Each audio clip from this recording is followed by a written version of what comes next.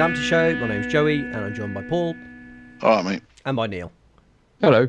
Let's fly into moments of the week. Paul, have you got one for us? Right. So this week, it being that time of year, I've watched a children's nativity at a primary school, a children's nativity at a nursery, and another show containing sort of 4 to 12-year-olds. And I've understood what's been going on in each one of those. Yet on Saturday, after our substitutions, after he brought Connor Chaplin on, I haven't got a clue what we were doing. It's the only time this week where I've been absolutely baffled by what I'm watching. A load of cosseted youngsters trying valiantly to get through a 90-minute performance and a nativity play. Obviously, Neil, I'm assuming you were there. Yes, I was. Did you have any idea what... I mean, before he brought Alessani on, have you got any idea what the hell we were trying to achieve for that 15-minute period? Yeah, just it wasn't very coherent. But who was playing where? Chaplin was up front alongside JCH, with Luke Thomas sort of stood 2 yards behind him. And then obviously you had that design. That was just there's so much nuance to it, isn't it? It was a mess. We know that.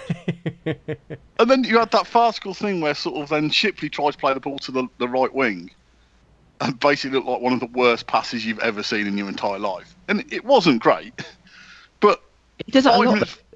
But 5 minutes before there was a right. Luke Thomas was on the right wing, but when he played that pass, there was no one there. It was just like, I understand it was a terrible pass, but it looked worse because there was literally no one stood in that part of the pitch where Luke Thomas had played there all game up until that point.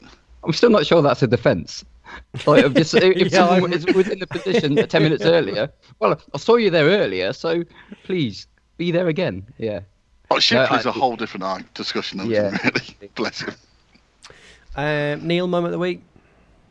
Mine was Tom Bayliss getting man of the match, and not because of the audible ooh when it happened, when it was announced, because it's such a strange decision to give him man of the match in the game. But actually, it was what happened afterwards, where I was sort of sat there thinking, actually, who is man of the match? Because on the face of it, Tom Bayliss shouldn't be getting man of the match in that game because he was one of his poorest performances all season. So it's almost devaluing the award by rewarding him for playing poorly. And yet, I started running through the team thinking, who do you give it to? Of everybody in that pitch, I couldn't think of a person who was more deserving. There were everybody had small periods where they started to look like they started to settle down, and then it would just fall apart again. And so my moment was just having a game where I couldn't pick a single person who I thought was worthy of man of the match. So I was all ready to go onto Twitter and slag off Ronnie Farmer for what a ridiculous decision. And then I realised, actually, if you'd asked me to pick someone, I wouldn't have been able to do it either. We've had more farcical man of them. I know, I completely agree with you. It's sort of, there was a point last season where Doyle just had to be on the pitch and he got man of the match. And you were like, he's clearly not man of the match in this game. But it was just, I agree with you. So Bayliss was a bit of an odd one. But I've seen sort of Ronnie Farmer getting hammered for it. And you're like, well, who would you have chosen? Yeah, what's the alternative? Yeah. Yeah, it's like, and on the fan zone, they had, I think Grimmer won like 42% of the vote. And you're like, but defensively he was poor. Okay, he put in one really good cross for JCH, but he put in about 20 crosses. And one of them was really good. The other 19 are pretty nondescript. They were neither, well, some of them were just bad, some of them were okay, but you can't get man of the match surely for one cross. I mean, the only person who probably deserved it is the person who probably deserves it 90% of the time at the moment, and that's Luke Thomas. And mainly, I'd give him that for the fact he tracked back about 70 yards to stop a counter-attack, as much as doing anything going forward. I was really, that was an honourable sort of effort from him. Yeah. But other than that, there was no one. It's like no one clear, was there? No. Weirdo game. The pinnacle of the inappropriate man of the match in the first game of last season against Notts County where Jody Jones scored a hat-trick. I think Doyle was man of the match in that game as well, wasn't he? Oh, he was, wasn't he? Yeah, Oh. which is really, that's the peak of the genre. They are terrible decisions 90% of the time, aren't they? And they're not even contentious. Well, they're not even vaguely contentious. What am I saying? They make no sense. Yeah. Just, But they do in a way, because aren't they often the player? I'm going to pick the player that I would most like to meet after the game by whichever corporate partner is picking it that day. I think they should probably rename it to that then, and then make it easier for everybody. I'll regale you with the story that my mate Jimbo regales me of every single time this happens. He works for a garage in Stratford, and they were the corporate sponsor for Stratford Rugby Club. And one of his colleagues went to be sort of represent the garage. And basically, it was like, who do you think's man of the match? And he was like, well, the opposing team's number 6. And they were like, no, you have to choose one of our players. It was like, yeah, but the best player on the pitch was their number 6. Yeah, but you have to choose one of ours. And he went, well, I'm not choosing one. And you got that feeling on Saturday. It's like, who's the best player on the pitch? Yeah. They're number 10. Clearly, they're number 10. Or they're number 16. One of those two. Is that You want to give a man of the Rob match? One of those two players who's actually been really bloody good. You don't have to pick one of ours. Just pick the best player on the pitch if you want to. It's not one of our players. It's one of those two. That'd be good, wouldn't it, when they do the speech in our corporate zone? So what did you think of the game? Well, I thought I was really good playing against that shower shit. Yeah. My moment of the week. I'll try and keep this brief, but it does require some explanation. There is a Netflix program called Making a Murderer, which is a documentary series about a fella called Stephen Avery, and the contention of the documentary is that he is being wrongly imprisoned for a crime he didn't commit. And every single day over the last month or so, Mark McNulty's dad tweets "Free Stephen Avery." Now, I don't know whether he thinks that doing so will directly contribute to him being released or what. All I know is that it's become something of a morning routine for me to check to see whether Mark McNulty's dad has tweeted "Free Stephen Avery." And yesterday he didn't. And actually, my first thought was, has someone checked on Mark McNulty's dad? Luckily, when I woke up this morning, I checked it again, and there were 2 tweets from him. One that said "Free Stephen Avery," that come second, but the first one said, forgot to say "Free Stephen Avery" yesterday. I thought maybe he'd been freed yesterday, and that was like, oh, he is finally free. I don't need to talk anymore. Like one of them Twitter accounts that says, "Has Sisu left yet?" and it tweets every day or whatever. Yeah, no, I like the fact that he had forgotten, and so he did the tweet to make up for it, and then an hour later he did it again. He's really top class, though, Matt McNulty's dad. Yeah. Right, on to the more football-y matters. I can't remember a game where... There's been loads of games over the last couple of years that have really, really, really pissed me off. So Fleetwood away a few seasons ago, Morecambe away last season, where the whole thing is awful and that we've played terribly and it's made me very angry. This, weirdly, wasn't the same, but I can't remember seeing us so comprehensively outplayed when it felt like we didn't need to. Is that fair? Yes. Don't really get your point, but yes. Well, so what I mean is, I wasn't horrendously angry about it, but I also didn't think, we were just beaten by a much better team. So do you remember when we played Southampton in the Championship and they come and scored 4 at the Rico, and you were like, well, they're just really good, aren't they? Like, they're a really good team. I didn't feel that about Luton, but I did feel like they just completely ran over us for the full 90 minutes, really. But I wasn't... I don't know what... I can't tell why I'm not more angry about it. I got that. Yeah, I agree. I think because, as I said earlier, I think you also saw 3 or 4 players for Luton who had good games. I just think, sort of where I disagree slightly, they were streets ahead of us in everything they did, from their knowledge of the system they were playing to the performances they put in. And it's a bit like the Fleetwood game where they've gone 2-0 up and then they've sort of stopped. It's because it's like, this is quite easy, and they've sort of given up a little bit. And then we got back into it towards the end and probably made it look slightly less bad than it was. But I was really impressed with Luton. I thought I think we've seen all the only one I haven't seen in the top 6-7 is Charlton, and Luton were the team that I was the most impressed with. I actually enjoyed watching them play football. I thought they were a good side playing like in a neat way with players who knew exactly what they were trying to achieve. And their second goal, I think it was about 3 or 4 phases they went through. They went forward, they went left, they went right.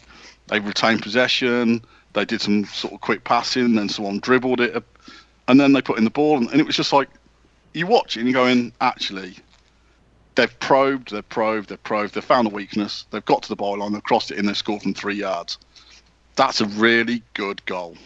That's it. That's all you can say. And the only defence we gave was we jogged alongside them for the entire move. Yeah. We didn't press them on that move. Good goal. No, I agree. I think, we didn't. Yeah. I mean, my biggest worry at the moment is since Robbins has come in, anything else has been going on the rest of the pitch, the defence has always looked really coherent. On Saturday, they looked a shambles, individually and as a unit. For the first time, really, you just thought that defence isn't working. So we can be all right with that, though, can't we? I guess because it doesn't have to be fundamental. It can be. There's a bunch of things going wrong, all at the same time. We looked like a team that was on a bad run. We didn't have the confidence to kind of deal with what was a tricky sort of afternoon.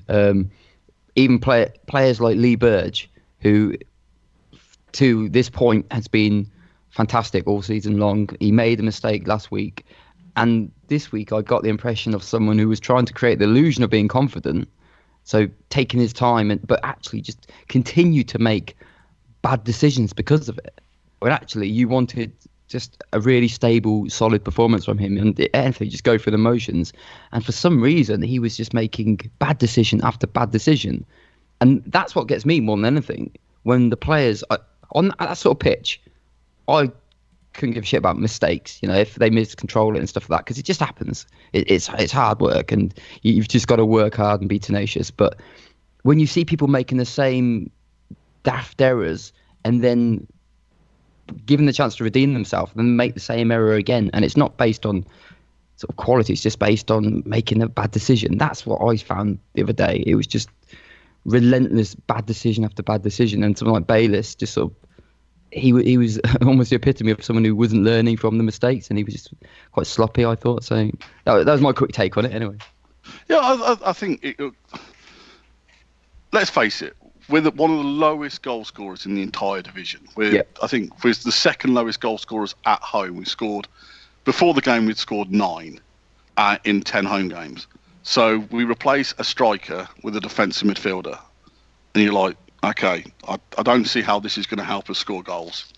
And you're watching it and you're like, whatever anyone thinks, since September, we've had a settled squad. Yeah, you've had injuries, those things happen.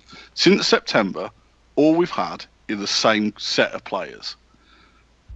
And we played 4-4-2 and it looked fine. Then we've changed to 4-4-1-1. And you were like, okay, this isn't what I like, but we're still winning games. And it's like, what part of you sort of, well, we've only just come out of a 5-match winning run. And then you look into it, you're like, well, actually, that 5-match winning run ended a month and a half ago. In that time, we played 8 times and we've lost 6 of them. It's a sort of stark realization that we're actually in a very bad run of form. Yeah. And it's not just, and so we've thrown the baby out of the bathwater. We've changed our system completely from 4-4-2 to 4-1-4-1. We brought Liam Kelly in, which is fine because Doyle was going through a bit of an iffy spell. That make these decisions, but you just, well, why are we gone more defensive? Why are we protecting that back four? The back four was never the issue. It was an issue on Saturday. The back four looked shit, but it hasn't been an issue. And then with Burge, it's like, well, why are we playing? At one point, it felt like every third pass we made was back to Lee Burge. And why are we passing the ball on that pitch in that weather conditions? Why are you continually putting all that pressure on Burge to kick? Like you're You're the outfield player. Your job is to play football. Why the hell are you putting that responsibility on Burge? And Burge had a bad game with his kicking and his all-round distribution, and his all-round game for Burge wasn't particularly good. But you're almost sort of, he shouldn't have had to have that responsibility put in front of him. I said individually the defence were as bad as I've seen. Kelly was basically ineffective. He was chasing shadows most of the time. And I said this on Twitter. I've got a problem with Jordan Shipley.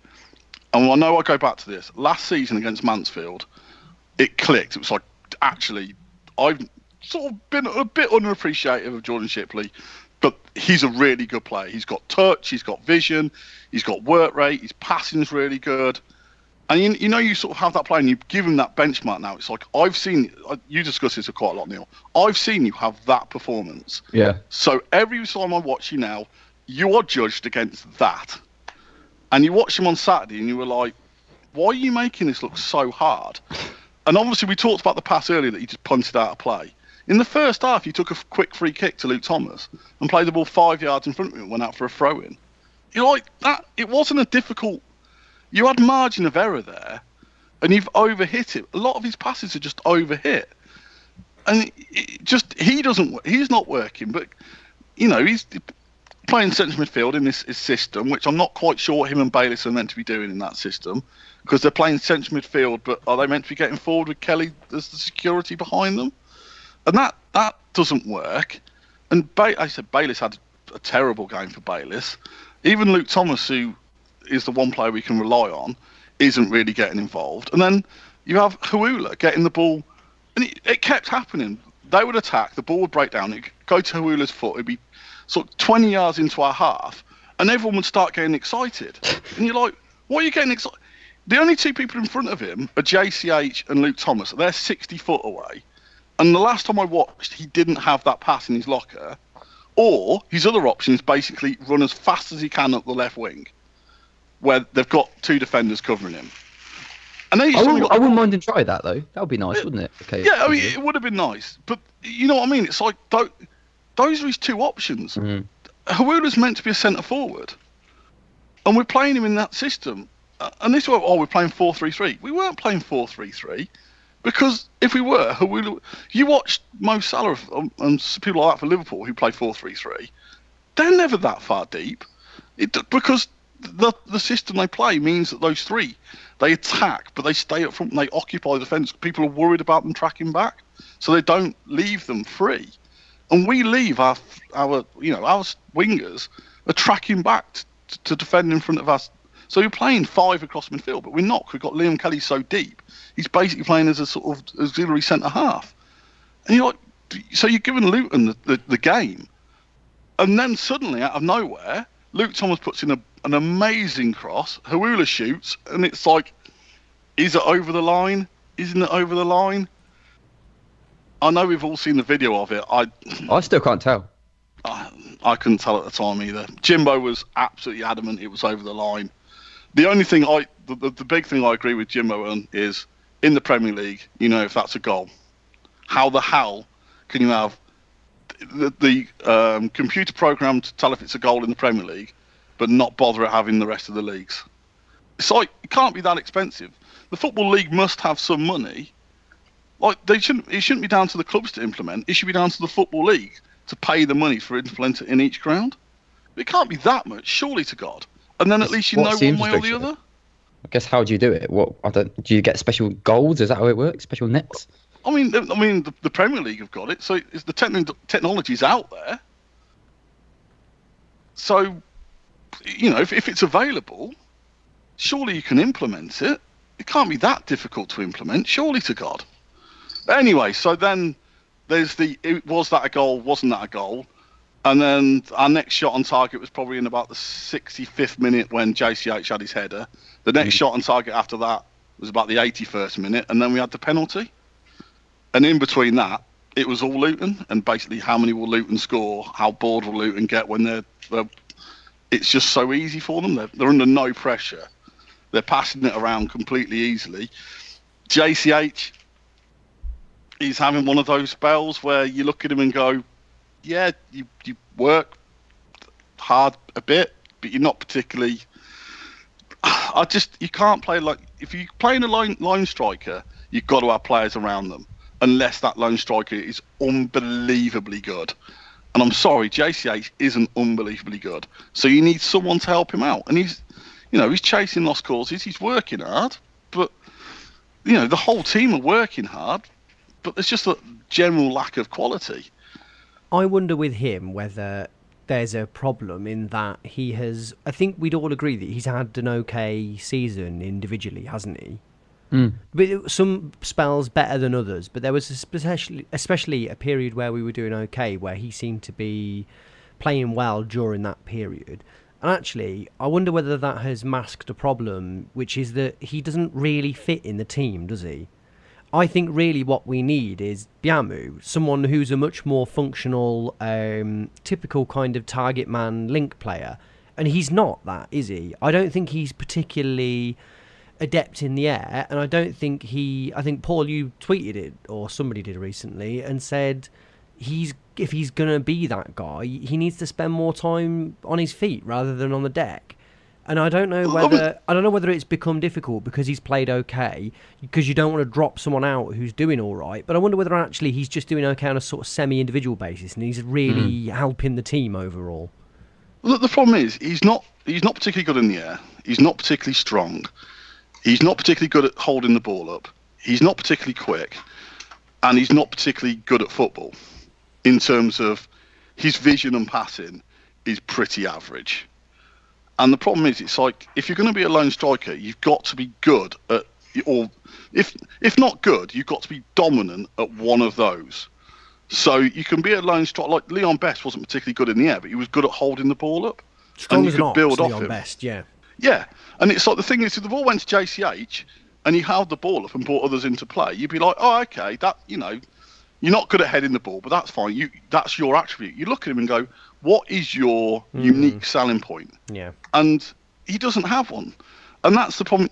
It's like, this is the big critical problem we have. We signed 4 strikers in the summer. We spent nearly £1 million. And none of those strikers has stepped up. Now, you'll like this stat. We're only actually 1 or 2 goals worse off than we were this time last season. But on the other side, we're also only 1 or 2 goals better off than we were the season before when we got relegated. Lies down lies and statistics, yeah. Yeah, the difference is this season is we don't keep clean sheets. Last season, our defence was brilliant in that level we're at. This season, and basically, the performance looked, the result doesn't look too bad, 2-1, because we scored a 90th minute penalty. But the thing is, we had been outplayed for all of that game. And the question you've got now is, where do we go from here? How do we get the players we've got to perform? And we're not going to have much money in the summer, and I know in January, I know people are talking about sort of finances and stuff. The reality is we have spent money on that attacking unit in the summer. And you're looking at it now and you're going, how much of that money was well spent? And the problem is, none of it's looking particularly well spent. And I know someone pointed out that we don't want to make Chaplin what's the word? Scapegoat. Yeah, we don't. And it's not a case of, like, I'm still not sure if Chaplin's a good player playing badly, an average player playing badly, or a bad player playing badly. All I know is, at this moment in time, he's playing badly. So, how do we get the best out of Chaplin? And I've seen some people go, well, we need to play him up front. He needs to be on the shoulder of the defenders. That's fine. But why isn't Robbins doing that then? Because we've seen him drop deep. That isn't his game. Now, and someone else says, well, what happens if we can play Tony Andrew behind Chaplin and Luke Thomas on one wing and Hawula or Alassani on the other? And it's like, we can, but we're playing in League One with our defence. At some point, our defence are going to be under pressure, and what they're going to do to relieve that pressure is punt it forward. Now, that is the piss weakest front four in the history of football. Yeah. That's fine. If you've got the players to play passing football, that's fine. And you go back to when we had Jim O'Brien, we had Ryan Kent, Jacob Murphy and Adam Armstrong, and you can say, yeah, that was a pretty weak. But the thing with that team is you had John Fleck and Vince Lowe in midfield who could pass. we don't have players who can pass. Even Ricketts for the first 6 months was reasonably adept, weren't he? Like there were players in that team who could use a ball properly. Yeah, and we don't have.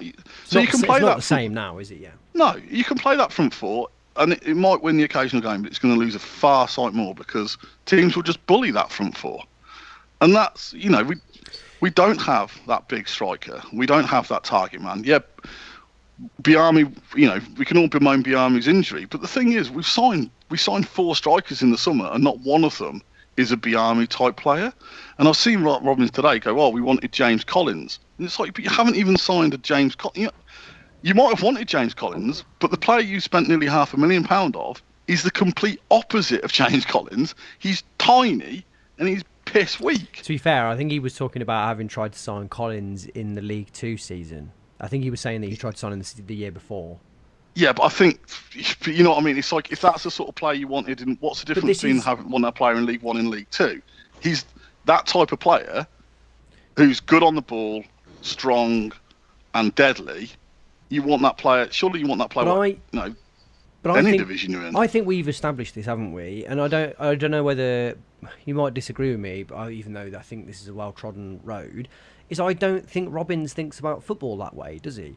I think he and obviously this is a sort of nth degree version of it, but he looks at players as sort of having an overall rating and then says, "Well, I want the best individual player," rather than thinking what I want someone who can hold the ball up and because I'm going to play this way.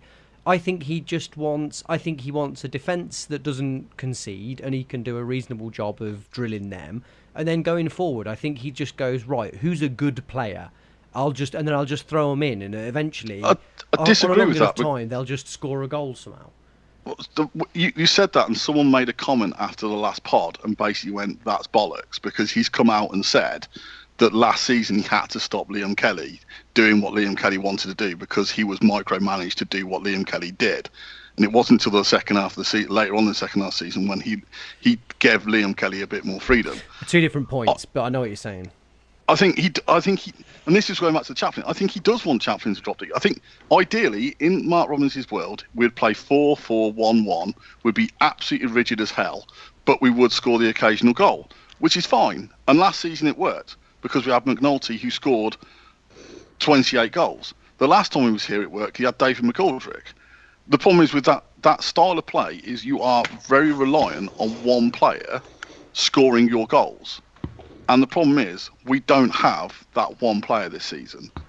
And when your defence isn't working, we're not scoring 2 or 3. We're basically, once we're 2-0 down, the game's over. We're not scoring. We're not scoring goals. We scored, 22 in 22 games? Are we saying that Mark Robbins' ideal world is a world where we're scoring the occasional goal? That's the pinnacle of his tactical kind of thoughts, where he's hoping we're going to nick stuff, because I don't see it. I think when he started this season as well, the way he kind of set the team up, I felt like that was a really nice attack. He had Tony and Bayliss, up front. He brought Luke Thomas in pretty early on. He had he wanted to get Chaplin in there. Hawula was someone who tried to force in there, and I don't think he is aiming for this rigid style of play. I think he does want us to try and score goals. And actually, as a broader point, I think we have looked at a large portion of the season. We've looked quite a nice attacking and quite fluid team.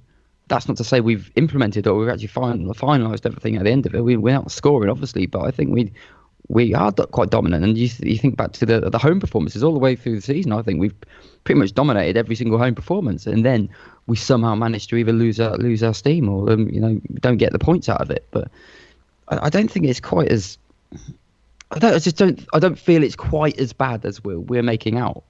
I don't think it's quite as sort of meaningless, everything that's going on. But I think there is some thought going on into it, and it's just I don't know. Maybe I'm just being too simplistic. I just think we look like a team that's very low on confidence, having gone on this strange run, which has just come off the back of being a really high confidence team. And I guess what Robbins is trying to do, he's trying to almost conjure up something new in the hope that that's going to that's going to resolve it. But I guess what I would like to do is for him to return to the thing that was actually working and people felt comfortable with. Maybe that's the way forward. What specifically would you do, Neil?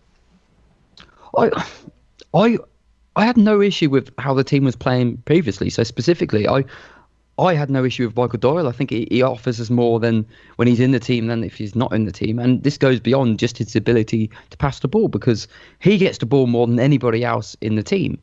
And whether we judge him or not, everybody else in that team trusts him. And they rely on him to be their motor, to set the standard for them. And I think they respond to that. So even if he is having a poor game, I'd still have him in because I think he offers us more when he's there. So he would be in there alongside Bayliss because I think they were building quite a nice partnership. Some mistakes, okay, but broadly, it was working. I'm torn on Chaplin because I know he's low on confidence and there's no magic formula for fixing that. But at the same point, I think maybe let's stick with him, get him up front. Let's get him up front alongside JCH again until Biamu's ready. I quite like Shipley on the left. I think he performs well for us on the left wing. Another strange player who you question lots of things that he does, but as part of the system, it seems to offer a nice balance. So there's another specific that I would stick with. But these are just me reverting back to things that I know in my head have seen us play quite nice attacking football or being quite a good team on the break, and I'd like to revert to that really. Paul, what would you do? I sort of agree with Neil to an extent. I mean, the thing that bugs me the most is the fact that we've played twice in 3 weeks, and the system as I said, the difference between us and Luton on Saturday was Luton looked like they'd played that system for the last 2-3 years. They looked absolutely drilled. Every player knew exactly what they were doing, and we looked like a team who didn't have a clue. We just didn't look organised at all. We didn't know where to run. Going forward all season, I haven't seen a plan, and I sort of know where Neil's coming from on that. But at home, as good as we've looked, we've not even scored a goal a game at home, which is the reality of the fact that we just don't score goals, and we're quite easy to defend it because we just make really bad attacking errors. Now, you put that down to the inexperience of the players going forward, but you would have thought we'd work on that. We'd look more cohesive as the season went on. In terms of what I'd do, it's difficult. I think one of my concerns is probably not the right word. I can't think of the right one. Is there is this general overriding feeling that Chaplin is a good player who's going to come good, and we have to stick with him. And it's just a case of, I hope so. I hope all of our players come good, but I'm also aware that he's not playing well, and maybe there are other players we could try up front and give them the chance. I'd still like to see Hawula just play through the middle, just because, I think he's played particularly well at the moment, just I think his pace would just add something. I think he's a player who maybe deserves 5 games through the middle just to see what he could bring. I'd agree, I'd put Shipley back at left wing. Doyle, the problem is with Doyle is I think we overplay through him, and I think other teams have worked him out. But even then, Kelly didn't particularly. I know Kelly apparently had a really good game against Walsall. He was pretty non-existent against Luton. It's really hard to judge over one game. It did seem like a bit of maybe play Kelly alongside Doyle and put Bayliss behind JCH or Hawula or someone, and then at least you got your midfield stability back. Other than that, it's just a case of we've got. What are we thinking about Ponticelli? What are we thinking? Is there a window for him now? If we're he's back at Macclesfield. I think he scored an overhead kick. He did, yeah. Reserves. But Verge will be my moment of the week. But again, it's sort of, I suppose the thing with it's almost going back to the other players who are coming back from injury. I don't think he hasn't really played much, has he, this season? He's not. No. I don't think we know anything. I mean, yeah. I'll go on the Chaplin thing one more time. I think the thing with that is we've had loans in the past who everyone's slagged off and gone, they're keeping our player out of the team. Chaplin's playing like he does, but no one's going, he's keeping Ponticelli out of the team. It's like, well, because we don't really know how good Ponticelli. I have seen a couple of people say, should we get Ponticelli back into the team? Do you know what? And I know this is going to be a bold statement, and I'm probably going to be wrong by the end of the season. I just think we got our summer transfer wrong. I just think we've signed in Bakayoko. I know Bakayoko's injured. I still don't get my head around that signing. Hawula, we're still trying to shoe him on into the team. I don't see him as a left winger. In January, we desperately need a left winger if we're not going to play Shipley there, because it's not working for Hawula. But we're not even trusting him through the middle for starts. So you're almost like, well, did we sign him as a left winger? Why did we sign him? What was the vision for him? Chaplin, if he's a good player, we're playing him out of position. Why did we sign him to play him out of position? Why are we playing him so deep? Why are we not playing him on the shoulder of the defender? If that's what his best game is, why are we not utilising him like that?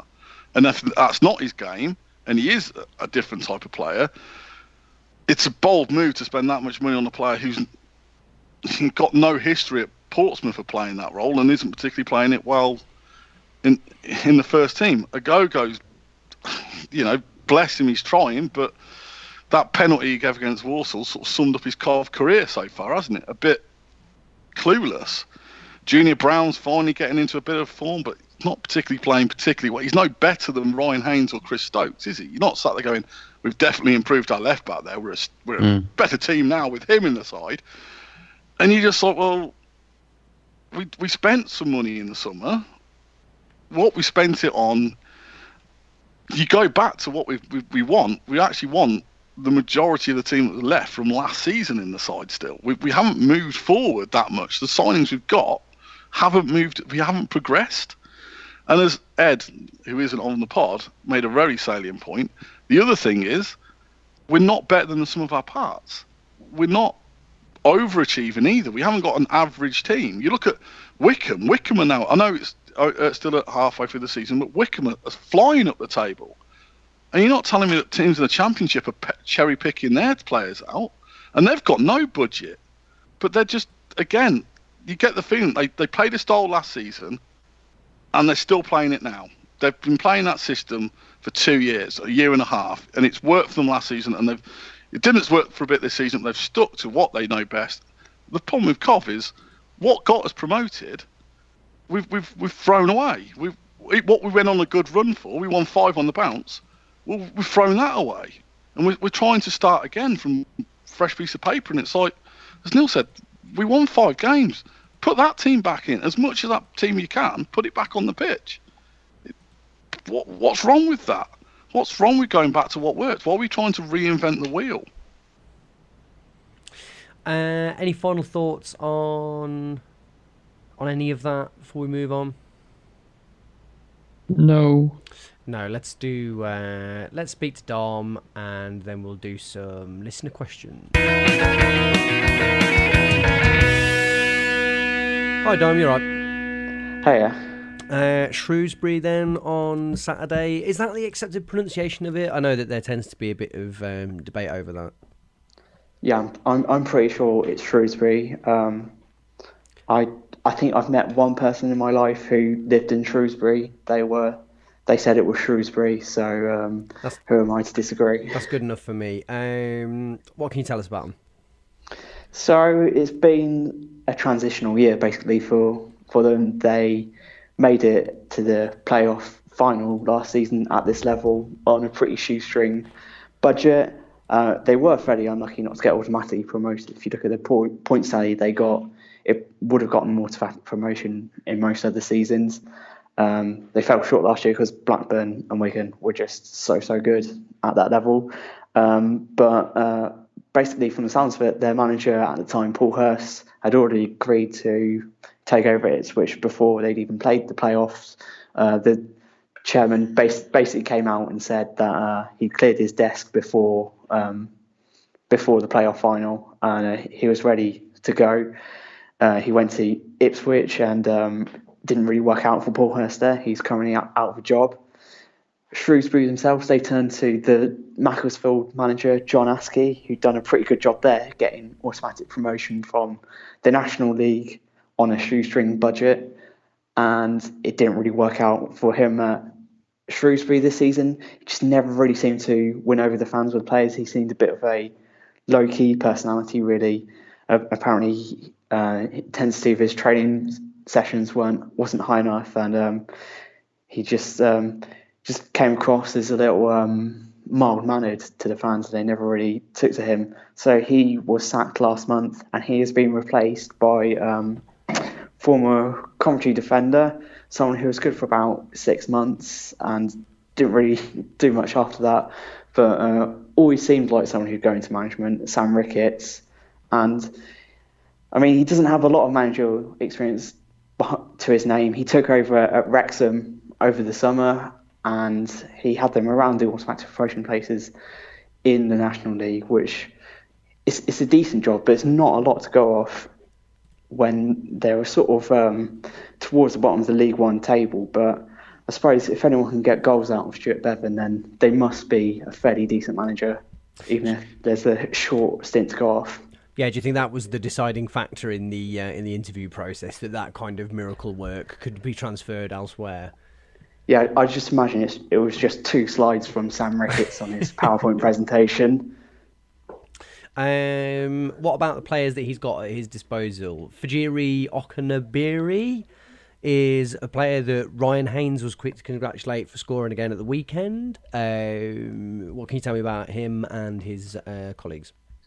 Yeah, he's been in really good form of late. He was someone who John Askey didn't really pick, and ever since Askey's been out, Okanabiri's been in the team and has been in a very rich goal-scoring vein at the moment. He's somewhere between a winger and a striker. He's quick, he's skillful, got a bit of power behind him, and clearly at the moment he's very confident in front of goal.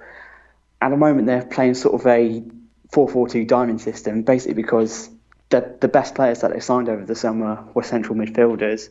So you've got at the moment Greg Doherty playing on the right of the diamond, who's in really good form as well, box-to-box midfielder, on loan from Rangers, and is probably going to be recalled in January because Rangers have lost a loan player to Liverpool this past week. They've also, in that midfield, got the energy of Josh Laurent, who's playing at the tip of the diamond, not necessarily sort of a creative number 10 figure, but sort of a very hard-working player, technically tidy. Got Ollie Norburn, who's a very good ball-playing midfielder, who will probably be playing to the left. And then in front of the defence, Anthony Grant, who's a very experienced League One midfielder, and he's an absolute bastard, really. He's just one of those players who's very good at sort of making these small niggly fouls which break up the game and don't really earn him yellow cards. He's also quite intelligent in sort of going down under pressure.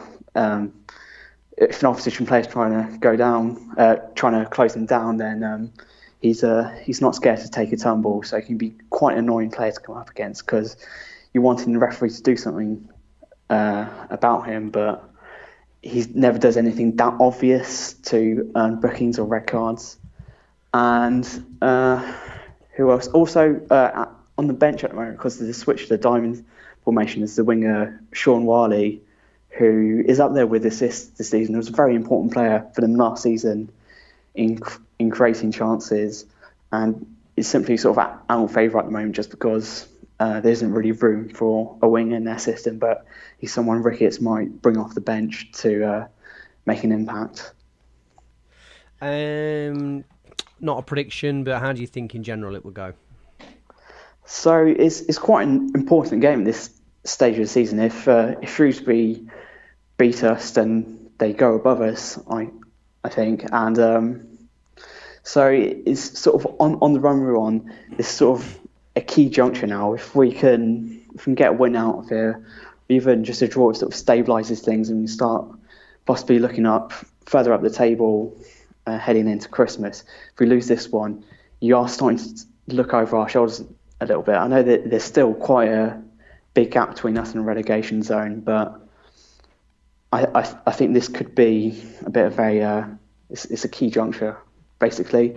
I think the areas to exploit of Shrewsbury, they're not particularly quick at the back. They've basically got 4 centre-backs playing across the back 4. At left-back, they've got a right-footed centre-back basically playing at left-back, basically because Ryan Haynes hasn't been trusted to start by any of Shrewsbury's managers this season. And there's talk that Ricketts is probably going to sign a left back in January. So Haynes hasn't really carved a niche out for himself yet at Shrewsbury, but they will be relatively slow at the back. So there is possibly space to exploit behind that back four.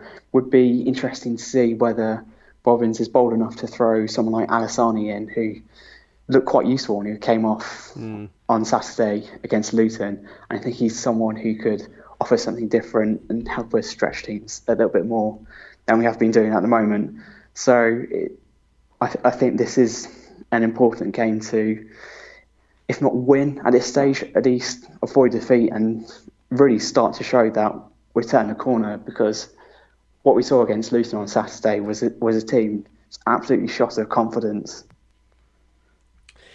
Just as a final thought before we wrap things up, just thinking of Shrewsbury, we signed Agogo and Brown from them in the summer with kind of very big reputations as having been two quite key players from as part of Shrewsbury's success. I think out of the games that they had Agogo playing, his success rate was terribly good, wasn't it? They tended to lose when he was out of the team, and that Brown had come with a very high reputation. Why is that not quite worked out yet?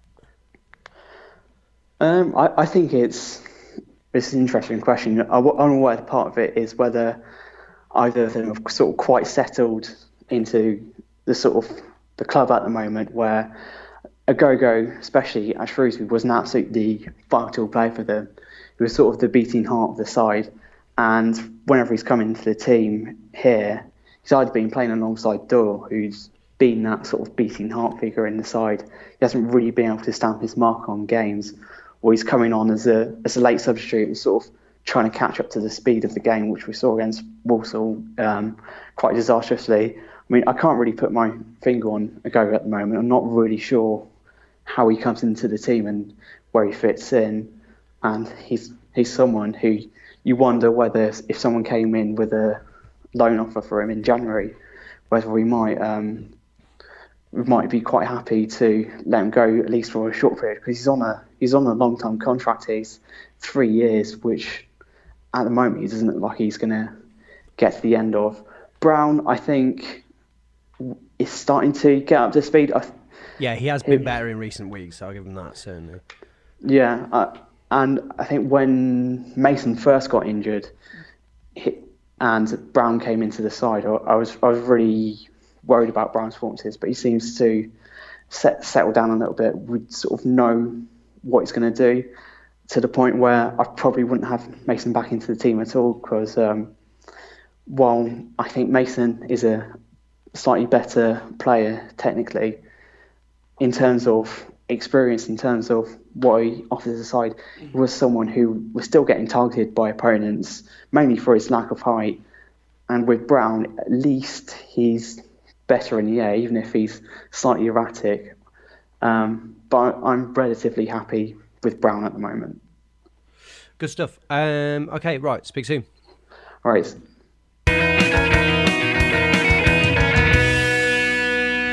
Okay, thanks, Dom. Let's get to some questions. One fresh in from my good friend Tommy Corns. He says, do you think Stephen Avery should be set free? Yes, we do. Yes. Lee Bradbury asks, assuming no new striker is brought in next month, how would you solve our profligacy in front of goal? We've just covered that, haven't we, I think? We have. Spencer Keogh asks, do we concentrate on the playoffs now, or is automatic promotion still within reach? Neil, that feels very Neil flavoured. Here we are, yeah. Everything's in reach, isn't it? Just let's keep playing football, and let's not. I don't think you should put any markers up just yet. You just keep. We've got to sort ourselves out first. Get winning again. We've got Christmas period. It's all going to be thick and fast. Let's get some points on the board and just start the season again. Let's get going, because I don't want to set a measure. Look, people are already talking about, well, if we finish 14th this year, we will have been happy about that. And no, what? Not when we've got like half the season left to go. There's loads to play for. Yeah, that still bugs me when someone the other day was like, but if you'd have given us that at the start of the season, it's like, yeah, but surely when you get to it's a bit like on the Mowbray, it's like, you could have given us this. It's like, yeah, but now we're here. Now we're here, yeah. I want to push on. It's like, surely that's the whole point. Is you continually look to improve yourself. You don't go, well, actually, I've got what I want now. We're 10th. It's like, what I want now, we're 10th, is how do we get better? So we're 9th, 8th, 7th. You know, it's sort of, don't rest on your laurels. As you say, we're a game short of halfway through the season. We shouldn't be going, we'd have taken this. This season finishes here. We're fine. It's like, but we can get in the playoffs. There is a team there is the components of a decent team there. It's just getting the rest of it to work. Typical Corv attitude is come up with a decision on where you think we are by January, and that's it. That's okay. Wherever we are, and that's it. The season's gone, or it's always been the case. We make these sort of really broad, sweeping statements in January about if it doesn't look like we're going to go, that's it, like game over. Let's build for the next year. No, it's still so much. We saw what happened last year. We went mental by the end of the season, winning games left, right, and centre. Nothing is terminal until the very end of the season. So people trying to predict or trying to almost cover themselves at this point about so if it doesn't go right, they can say they were the ones who predicted that wouldn't go right. I don't give a shit about being right. I just want the right message, which is, we've got a lot of games to go and we want to keep winning some. Paul, you very much do give a shit about being right. Is that fair? I'm right all the time. That's the difference. When you're right this often, no, I do. I'm confident we're not going to go down because I don't see the teams beneath us being good enough to catch us up. And I know that's quite early. We're only 10 games in. I just think that our main issue is is goals, and I'm not sure how easy we solve that. I know that people keep making the Mark McNulty comparison, but if he'd got 8 goals up to this point, he scored 2 in the next game. So before Christmas, he had 10 goals last season. We don't have anyone and not only that, not only the fact that McNulty turned into a goal scorer in the second half of the season, so did Biamu. I think Bayliss got 5 goals in the second half of the season. Shipley got 3. Yeah. It's not a case of like, one player hit it. It was like 4 or 5 players hit it. The question is, it's like, do we see those 4 or 5 players doing it this season? I've just seen some on Twitter, which I don't know how true it is, that Tony Andrews looking to leave in January. And you're like, well, we all, first game of the season, we all had him pinned as our potential player of the season. We haven't really, he came on against Fleetwood. We haven't seen him since. There's no, maybe he's injured again. Maybe he keeps picking up really niggly injuries, but there's just players like that who just seem to flit in and out. Mark doesn't like Tony. You don't reckon? He doesn't seem to like him, does he? Because the other week where he was saying that Tony was on the radio, sort of saying, "Oh no, I'm fit, I'm ready to go. Yeah, I've just not been picked this week," which is interesting. Well, again, it goes back to my thing of I'm not. He's a really good example of the point I was trying to make earlier. That I think you look at Tony and you go, "You're a good player." But then you look at every team that Robbins has put out, and there isn't a room for a creative number 10 in there. You just think, well, what was the point of that then? Anyway, blah, blah, blah. Next question if this one's for Paul, so it's from Paul Round. He says, does Alassani deserve a start next game? Natural wide player with an eye for goal. Yeah, I mean, he looked all right. I mean, he's looked good in cameos, and apparently he's brilliant in non-league. It's just, I suppose it's a bit like the Chaplin thing is. It's a bit worried that you get the feeling that we're sort of trying to do everything with a golden bullet. It's like Alassani will come in and solve all of our issues. I know that's not what he's saying, but it is a case of he's that creative player. We put him on the wing. He's so small and he's so lightweight, and I think you can have you can have one maybe in the team who's your lightweight go-to player with the skill, but you can't have as many as we're trying to put in of those sort of lightweight players. I don't know. I honestly don't know. Bit of a loss. I know that I love him anyway, but I just really miss Biamu this season. I just think that we were really interested to see how we're doing and what difference he would. I just think he became such a pivotal fulcrum of the team last season. And that question about Alassani coming in, I agree with it. I have a weird hunch that Alassani is going to be fantastic after a period, and that might be with us or with someone else or whatever. But that when I think about him coming in the side, I'm exactly with you. I think if he'd got Biamu next to him in some capacity, either both up front or with, Alassani playing out wide or whatever, I feel like that'd be a sensible thing. But you can't imagine that him and Chaplin would be, or him and Johnson Clark Harris, just it doesn't seem to click. There's no cogency to it. So I don't know whether it really. I'd like to see him because I have, like I say, I just have this hunch that he's going to be very exciting and very adept. But I don't know where you can't just throw him in, can you? No, subs are important as well. You need options. True. Very much true. You can't. This idea that you start everyone. We were just saying earlier. You just play all your best players, and then if that doesn't work, because sometimes it doesn't work. You need the options. It's the whole Kyle Reid from last season. He was a great sub, and he worked well for the entire team. So, I mean, I think you keep Alassani on the bench so you can give him that chance to just give him 20 minutes here and there just to see what it's about. Give him a chance to get a feel for this level for a start, because I think he's still been struggling with that from the sort of the minutes we've seen to this point. I think at the weekend he's probably the closest he's come to actually getting into a game so far. So I think we kind of just ease him in. I think the other thing is he's another young naive player, isn't he? And we have lots of young naive players. I mean, go back to Chaplin again. You can just see. The reason that it's not a comparison between him and McNulty. McNulty was 25, 26, who had 6-7 years of playing. He played in Livingston. He had played for Sheffield United.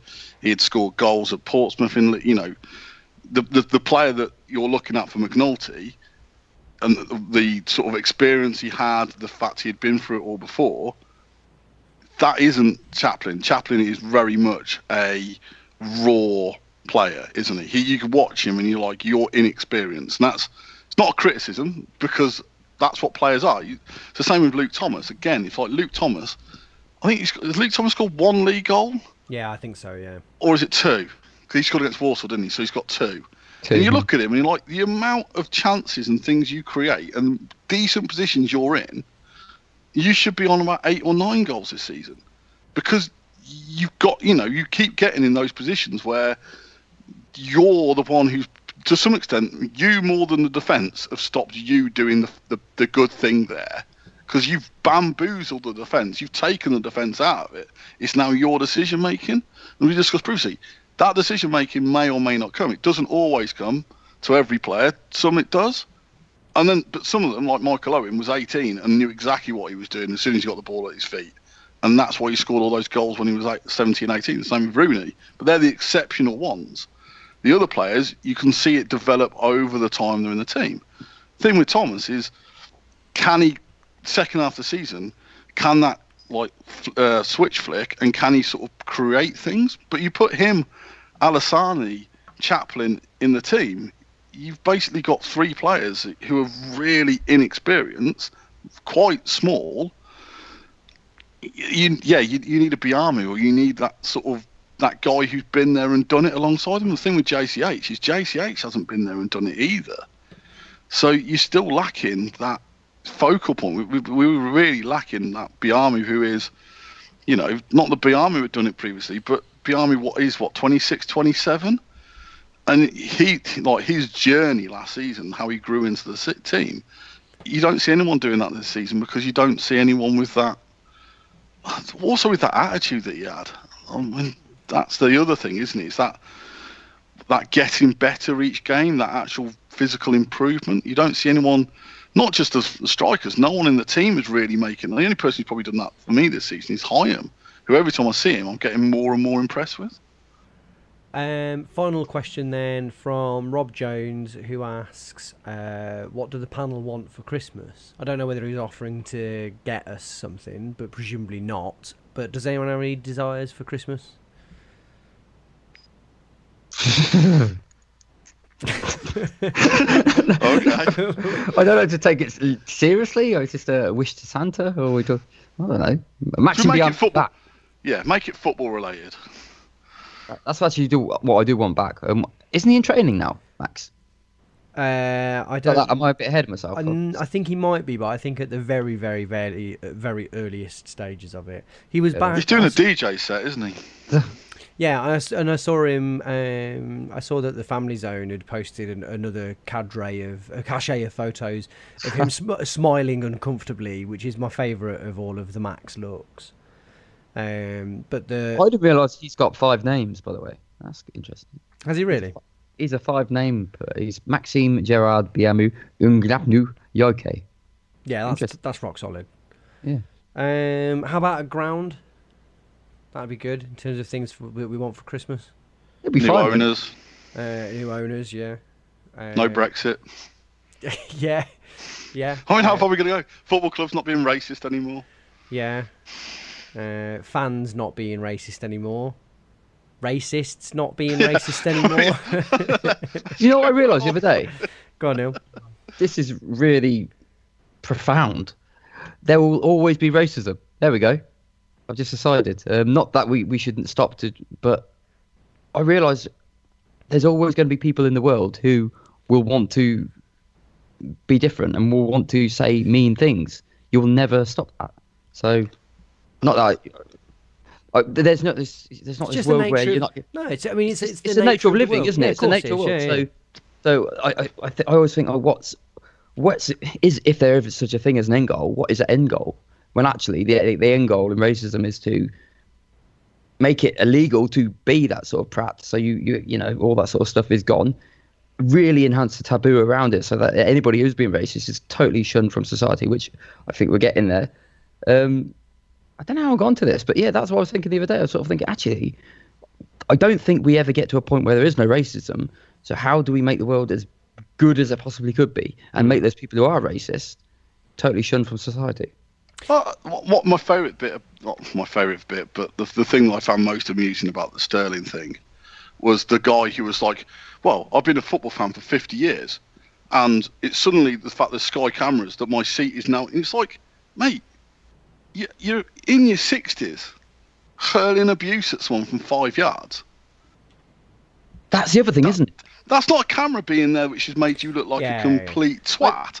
That's you being a complete twat that happens to be caught on camera.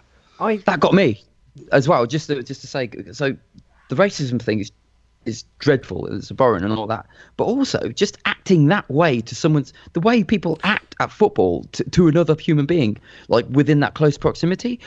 I don't really care about the pantomime of being stood at the back of the stand and calling the footballer twat. He can't hear you. That's nothing. But it's that close proximity of actually shouting and screaming that horrible abuse to someone's face because you think you can, because you're at the football. It's fine. You're allowed to do it. And I think that's been the much more productive of the two arguments that have come out of that entire situation, is that thing of, why have we just culturally accepted that bilious like hatred and aggression is acceptable in the name of being like a passionate football supporter, and it's bonkers. Like, it doesn't make any sense at all. I think anybody that behaves like that has got to take a very long, hard look at themselves, because I get the idea of kind of being frustrated at a decision, but just at this kind of like this myopic hatred of kind of an individual on an opposition team. Yeah, it's very, very odd impulse. But I think we could talk about this for the rest of time. So perhaps we start wrapping this up. But anyone got any final thoughts before we leave? No. Merry Christmas to everyone. Yeah, Merry Christmas, everyone. Thanks for listening. Apart from obviously the owners. Yeah, and racists. Who I'm sure listen to this. Oh, I'm racist. They're human beings. They're racist. Well, probably. But the owners. I know, but they make it very hard to love them, don't they? Love them. It makes it very hard to actually sort of consider them as... Yeah, but... Well, you finish that sentence, Paul. Consider them as what? I was trying to think of it... I was trying to think of the sort of nicest way of... You were going to say human beings, weren't you? No, I wasn't. Not love, but even sort of... No, it's like... Well, I'm trying to think, sort of, they make it very hard for us not to despise them with a passion. Yeah. So, Yeah. you know, but at least them and the football club are completely separate, as we all know. Right, yeah. Well, let's try and keep this sentiment to just Merry Christmas, everybody. Thanks, Neil. Thank you. Thanks, Paul. Cheers. Merry Christmas, everyone. Bye.